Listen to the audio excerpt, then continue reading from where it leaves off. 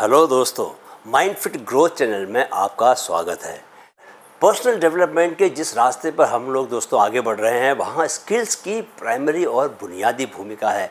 असल में हमें किसी इंसान में दूसरी कितनी भी अच्छी क्वालिटीज़ दिखाई दें, लेकिन अगर उसमें किसी काम को करने की हाई स्किल नहीं है तो उसे समाज में रिटर्न में क्या नहीं मिलती, वैल्यू नहीं मिलती।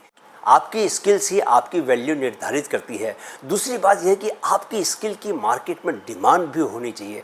ज़्यादा पैसा कमाने के लिए आपको ज़्यादा गहरी स्किल और उस स्किल की मार्केट में ज़्यादा डिमांड भी चाहिए।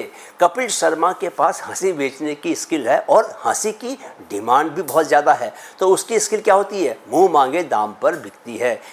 यानी अगर आप बेहिसाब पैसा कमाना चाहते हैं तो ज़रूरी है कि आपके पास पहला बहुत महीन, बहुत ही बारीक स्किल होनी चाहिए। दूसरा, उस स्किल की मार्केट में ऊंची डिमांड होनी चाहिए। तीसरा, आप में यह सामर्थ्य होनी चाहिए कि आप अपनी स्किल के इस्तेमाल से बनाए गए प्रोडक्ट या सर्विस को बहुत बड़ी जनसंख्या तक पहुंचा पा रहे हैं। यानी आपके काम की स्केलेबिलिटी हाई होनी चाहिए, राइट। आज आप कहीं भी काम करते हो दोस्तों, किसी कॉरपोरेट में हो या सरकारी ऑफिस में काम करते हो या आपका अपना ही कोई बिजनेस हो या आप स्टूडेंट हो और अपना करियर शुरू करने के बारे में सोच रहे हो, एक स्किल ऐसी है जिसे किसी भी फील्ड में काम करने वाला व्यक्ति नज़रअंदाज नहीं कर सकता, और वह है राइटिंग स्किल, या कहें कि क्रिएटिव राइटिंग की स्किल। क्रिएटिव मैंने जोड़ा because writing has to be creative, right? You are creating something which was not there before. You are the one who is bringing something new to this world. It was there but in the form of invisible thoughts. दोस्तों, आगे बढ़ने से पहले लिखना कितना मुश्किल काम है, इस पर एक शेर पेश करता हूँ। दिल पे मुश्किल है बहुत दिल की कहानी लिखना। दिल पे मुश्किल है बहुत दिल की कहानी लिखना, जैसे बहते हुए पानी पे हो पानी लिखना। कुंवर बेचैन साहब का यह शेर है दोस्तों। सोचो, बहते हुए पानी पर पानी लिखना कितना मुश्किल है, लेकिन यहाँ मुश्किल नहीं बल्कि शायर की क्रिएटिविटी देखो। पानी पर पानी लिखना, वाह क्या कल्पना है, नहीं दोस्तों? हर बात ठीक उसी तरह लिखना जिस तरह आप चाहते हो कि उस लिखे को पढ़ने से पढ़ने वाले पर असर हो। यह बिना क्रिएटिव हुए संभव नहीं। क्रिएटिव इसलिए क्योंकि आपने हवा में अदृश्य एक विचार को शब्दों का ठोस रूप देना है और उसे ऐसे पेश करना है हमारे सामने कि हमें मज़ा आ जाए। आप ऐसा करोगे तो हमारे सामने एक बहुत इंस्पायरिंग ब्लॉग होगा पढ़ने को, तभी हमें एक वायरल ट्वीट मिलेगा, तभी हम एक reel, Instagram post, Facebook post या व्हाट्सएप ग्रुप में वायरल किसी मैसेज के दीवाने बनेंगे, आपके दीवाने बनेंगे। मैं ऐसा अपने अनुभवों से कह रहा हूँ दोस्तों। मेरी एक खुद की एक कविता की पंक्ति है, अंतिम सत्य मृत्यु नहीं वर्तमान पल होता है। बहुत पुरानी कविता की पंक्ति है ये, लेकिन आज इसके पोस्टर बन गए हैं। पंक्ति वायरल हो गई है दोस्तों। ये क्रिएटिविटी की पावर है कि आपके लिखे हुए को वो वायरल कर देता है। दोस्तों, आप कुछ भी करो, लिखना हर जगह ज़रूरी है। जो लोग लिख नहीं पाते वे इसी बात का रोना रोते ही रहते हैं कि और भगवान को कोसते रहते हैं कि उन्हें लिखने की काबिलियत क्यों नहीं दी। लिखना आज के दौर में कम्युनिकेशन का एक अहम हिस्सा है, बेहद ज़रूरी हिस्सा, क्योंकि जो बोला जाता है उसे भी पहले लिखा जाता है। फिल्मों में डायलॉग बोले जाते दिखते हैं पर उन्हें भी पहले लिखा जाता है। डायलॉग राइटर लिखता है।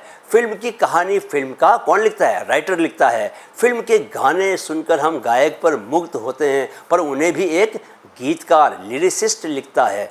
आज हम दोस्तों इसी क्रिएटिव राइटिंग पर बात करेंगे। दोस्तों, इस बात को हमें स्वीकार कर लेना चाहिए कि आज के सोशल मीडिया के दौर में राइटिंग जितनी ज़रूरी हो गई है शायद उतना पहले कभी न थी, क्योंकि आज हर आदमी के पास मोबाइल है, आज हर आदमी के पास व्हाट्सएप है, फेसबुक है, ट्विटर है, इंस्टाग्राम, लिंक्डइन है।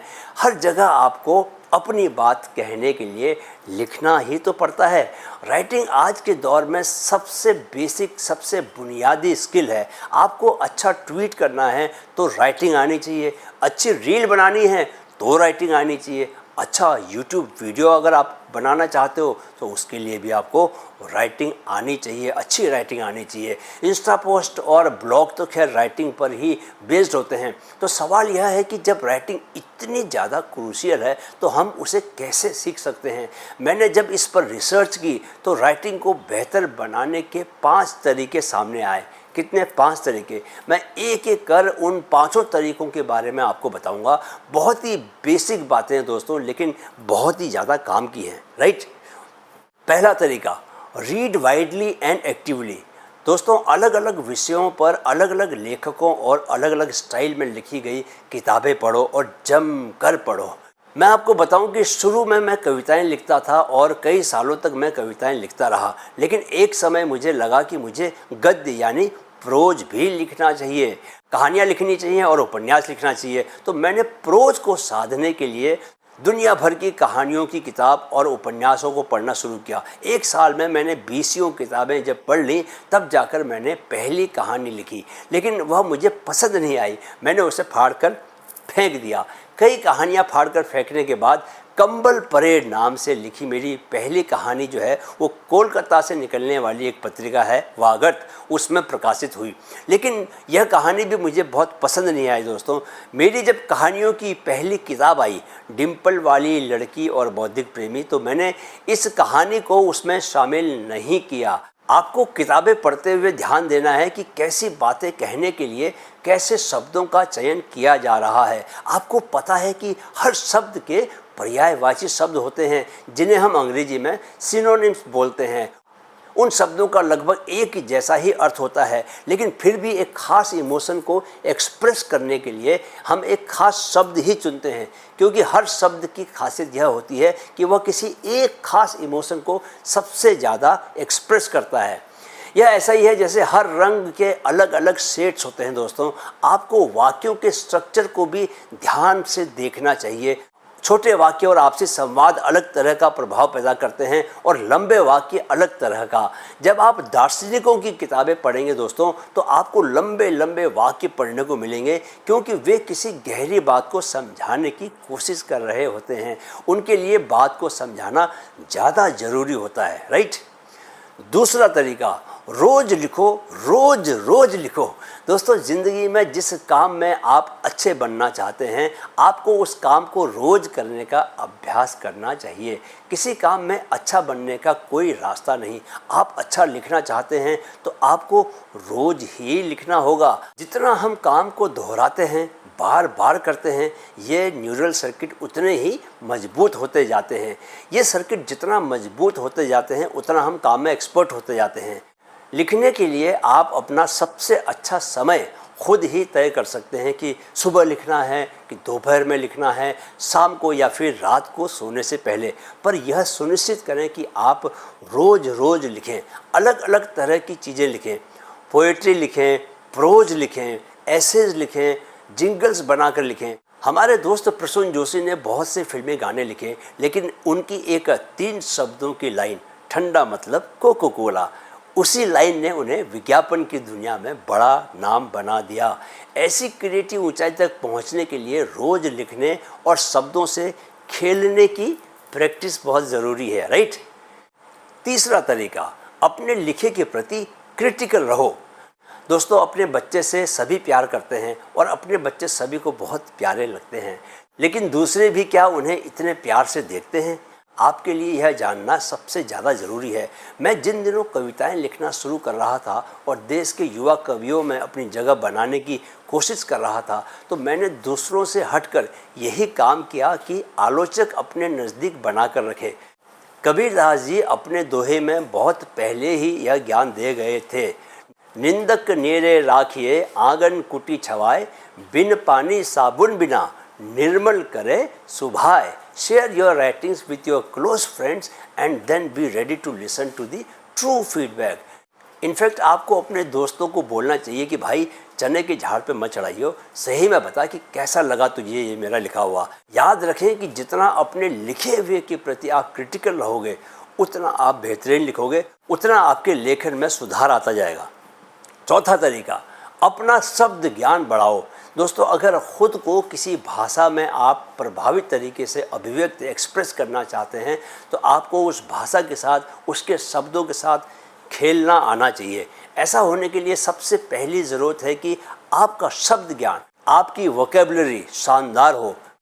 मैं आज भी एक डायरी में अंग्रेजी के नए शब्दों का प्रोनाउंसिएशन और उनके मीनिंग्स लिखता हूँ। Learning has to be a life long process. एक क्रिएटिव राइटर को घटनाओं और कैरेक्टर्स को जीवंत तरीके से बयान करना आना चाहिए। हिंदुस्तान में रहते हो और हिंदी में लिखते हो तो उर्दू के शब्द भी आपको आने चाहिए, तभी आपके लिखे हुए में रवानी आएगी, राइट।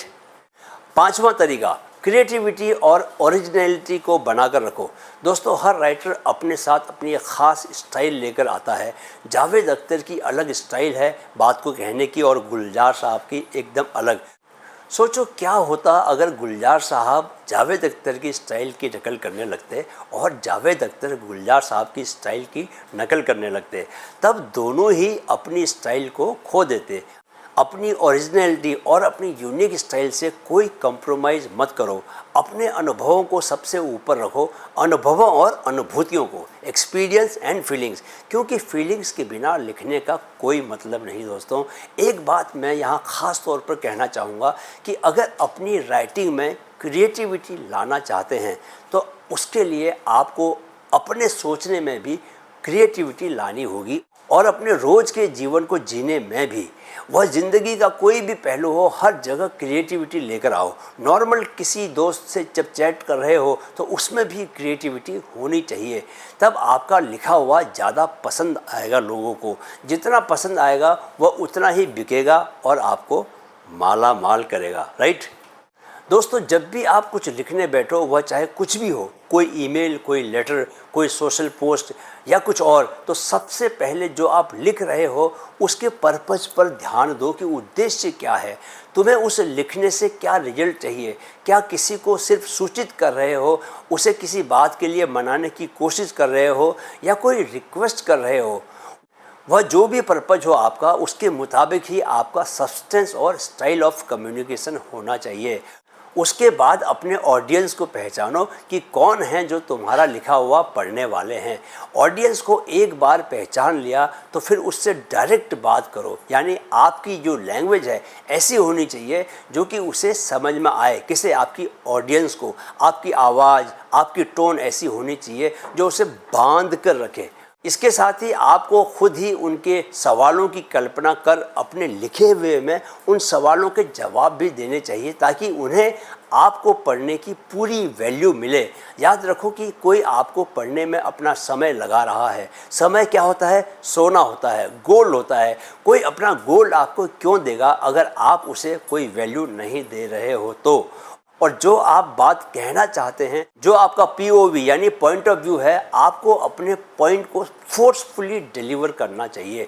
अपने पॉइंट ऑफ व्यू को जितना जल्दी हो सके लेकर आना चाहिए अपनी बातचीत में। बात के लिए नहीं बचाना चाहिए। मैं एक पत्रकार हूं और नए लोगों को सिर्फ एक मशवरा देता हूं कि अपने राइटअप या अपनी रिपोर्ट में सबसे इम्पोर्टेंट बात को सबसे ऊपर लेकर आओ। उसे बात के लिए मत छोड़ो, क्योंकि पढ़ने वाला हो सकता है कि पहली 2 लाइन पढ़ने के बाद में पढ़े ही ना। आजकल तो आप लोगों को पता ही है कि इंसान का जो अटेंशन स्पैन है वो हिस्टोरिकली सबसे कम हो गया है। It has gone down to less than 8 second. How many? 8 seconds. तो आपको बस 8 सेकेंड में ही अपनी बात कह देनी है।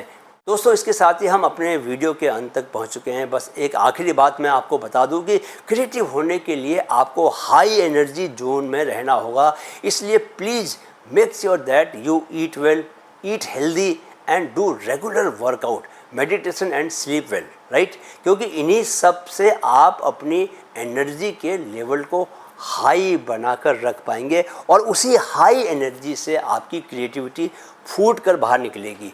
दोस्तों, वीडियो अगर आपको पसंद आया है तो इसे लाइक और शेयर ज़रूर कर दें। इस चैनल को 1 करोड़ युवाओं तक पहुंचाने के मेरे मिशन को पूरा करने में मेरी मदद करें और चैनल को ज़रूर सब्सक्राइब कर लें। दोस्तों को भी सब्सक्राइब करने को कहें। अगले वीडियो में मैं आपको NLP का एक दूसरा फ्रेम बताऊंगा। Perception is not reality, perception is projection. इस वीडियो को देखने के बाद आप अपने परसेप्शन को रियलिटी के ज़्यादा करीब ले जा पाओगे और ऐसा करने पर ही आप उन गोल्स को अचीव कर पाओगे जिनके पीछे आप इतने सालों से लगे हुए हो। तब तक आप क्रिएटिव राइटिंग की प्रैक्टिस करते रहें, रोज़ लिखें, सुबह के समय 5 ग्रैटिट्यूड ज़रूर लिखें, रात को डायरी लिखें। ऐसा करते हुए बस एक बात का ख्याल रखें कि आप हमेशा वर्तमान क्षण में मौजूद होकर जीवन को जी रहे हो। अतीत और भविष्य दोनों के बीच नहीं झूल रहे, क्योंकि जीवन हमेशा कहाँ से प्रस्फुटित होता है दोस्तों? वर्तमान पल से, राइट। जाने से पहले मेरे साथ ये कहते जाएं, इस लाइन को दोहराते जाएं जो कि हमारी टैगलाइन है, मन में है तो मुमकिन है, मन में है तो मुमकिन है। नमस्कार।